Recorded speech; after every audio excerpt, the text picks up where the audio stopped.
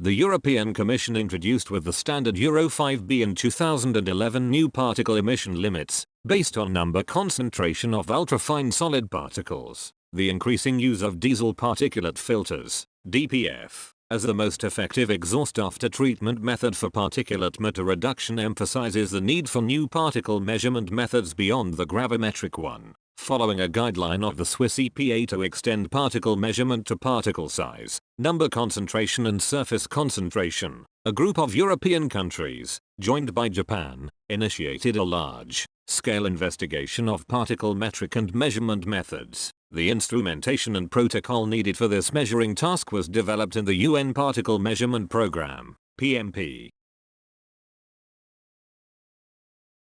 Hot vehicle exhaust contains both solid particles, for example carbonaceous soot, ash, and vapors of volatile substances, for example water, sulfate, hydrocarbons. During sampling in standard dilution tunnels, the volatile substances tend to condense into nanodroplets which are detected as particles together with the non-volatile soot particles. There is an agreement to measure these two fractions separately. On the one hand, the measurement of solid particles is much better reproducible than that of nanodroplets. On the other hand, because the respective health effects suggest different metrics for the two fractions.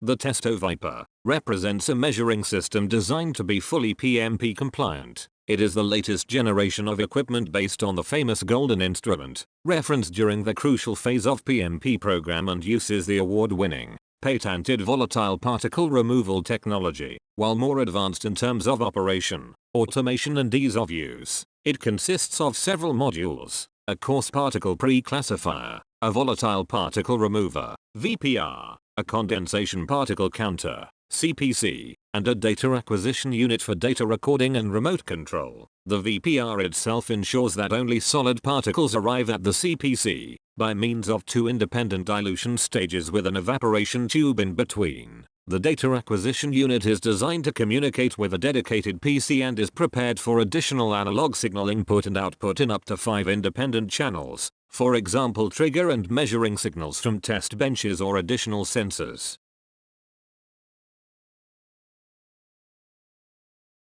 The phase diagram shows the mass concentration of an arbitrary volatile substance, for example, sulfuric acid, independent of its state of matter, gas vapor, droplet, adsorbed to other particle, plotted against temperature. In fresh engine exhaust in the tailpipe, temperature and concentration of the volatile are high, denoted by point X. During dilution and cooling in a CVS tunnel, both temperature and concentration of the volatile are reduced, path to point G. In many cases, cooling wins over dilution in the sense that the volatile substance nucleates homogeneously into nanodroplets. Although this does not happen with every vehicle and in any operation condition, the following sections will focus on situations where a nucleation mode is observed in the aerosol sample. In a particle measurement that takes its samples at point G, for example, gravimetric PM analysis, the nanodroplets simply add to the solid particles.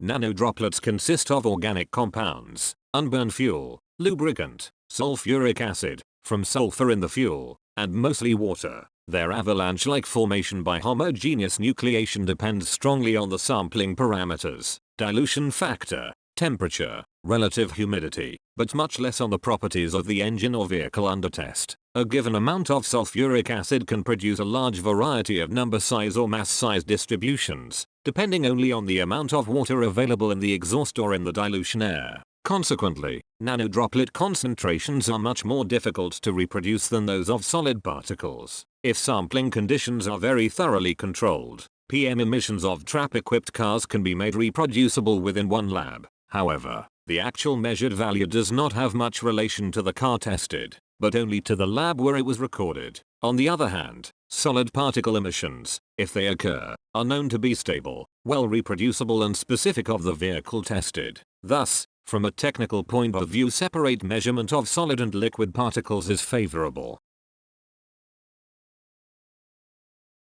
Nucleation requires very high supersaturation of the condensable substance because in the absence of other particle surfaces, only molecular clusters of the substance itself with their very limited lifetime can serve as condensation nuclei. Once a sufficient number of clusters has formed, the high supersaturation leads to rapid condensation and subsequent coagulation. Due to this coupling of a slow barrier process, clustering, to a fast secondary process, condensation, the temperature at which homogeneous nucleation occurs is significantly lower than that required to evaporate the droplets. This distinct hysteresis effect can be exploited in various techniques to separate volatile from solid particles. The first attempt to remove the nanodroplets from the CVS gas sample taken at point G is to further dilute it, path Gn in this figure. However, it is well known from many studies that even high secondary dilution is usually insufficient to get rid of the nucleation mode, and size-selective particle measurement will result in a bimodal particle distribution. Hot dilution aims not at nanodroplet removal, but at preventing their formation from the start by diluting at elevated temperature and subsequently cooling the dilute aerosol, path XHN in this figure. Heated dilution air is applied to a hot exhaust sample directly from the exhaust pipe in a heated dilution system. Although the endpoint of the path in the phase diagram is the same as with secondary cold dilution, N, no nucleation peak is observed. This is because after hot dilution with sufficient dilution ratio the vapor pressure of the volatile substance is so low that during cooling it will at best condense on existing particle surfaces, but cannot nucleate spontaneously.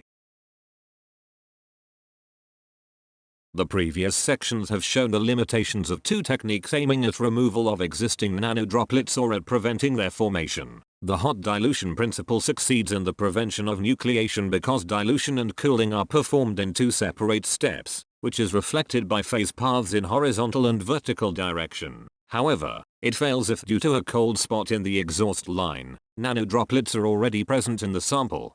Thermodesorption successfully removes all volatiles by evaporation in the heater, but fails at high volatile concentrations during simultaneous absorption and cooling. In terms of the phase diagram, it is the diagonal pathways that appear to be problematic because they are prone to cross the nucleation line. A method that combines the advantages of hot dilution and thermodesorption and avoids their disadvantages is the thermodiluter. It consists of a heating section where volatiles are evaporated, followed by a hot diluter which reduces the vapor pressure of the volatile such that no nucleation occurs during cooling. In the phase diagram, thermodilution corresponds to the path GVHN with the sub-processes heating, hot dilution, and cooling.